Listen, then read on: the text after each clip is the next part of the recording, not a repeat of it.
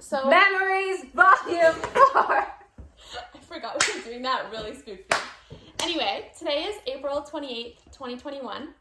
And on April 28th, 2020, I had my third trip to the hospital. Collectively, me, Sanao, and Noelle had our, I believe, first all-together trip to the hospital. Her third trip to the hospital in a week. It was like in a month, but yeah. Same vibe. It was a week.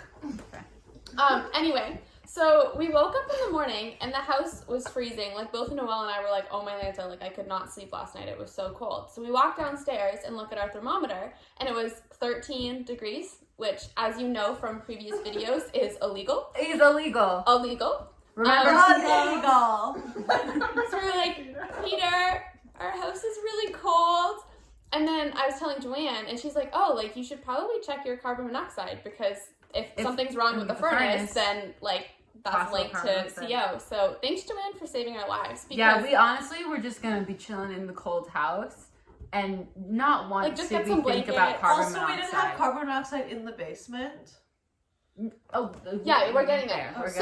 We plugged in our carbon monoxide alarm because they had not been plugged in because we had taken it out to plug in the washer or dryer. And so we had no carbon monoxide alarms in our house.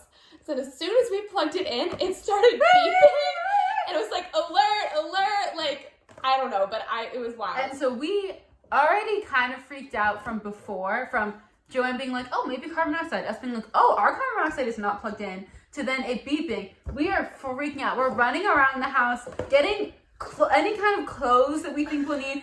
Getting any kind of food. We packed to-go bags, and we just left the house. And so the neighbors, previously aforementioned neighbors, were moving out that day. And so their doors wide open. And we're running out of the house. Frantically, blah, blah, blah, blah. And so we just peek in and I was like, hi. So we think we have carbon monoxide leak. And so we're all leaving. And because, our walls are really thin, as you know. And so we were just giving them the heads up. They could not care less. They're okay, cool. Unbothered. And so we get the heck out of there. We tell Peter we're leaving. The carbon monoxide is going off. We're like, Peter, we're done.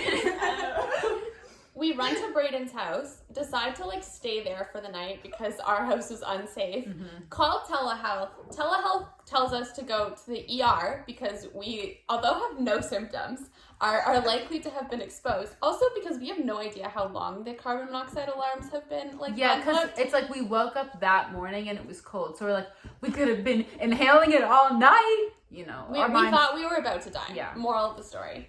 So I thought it was really funny. We go to the hospital. I was taking selfies.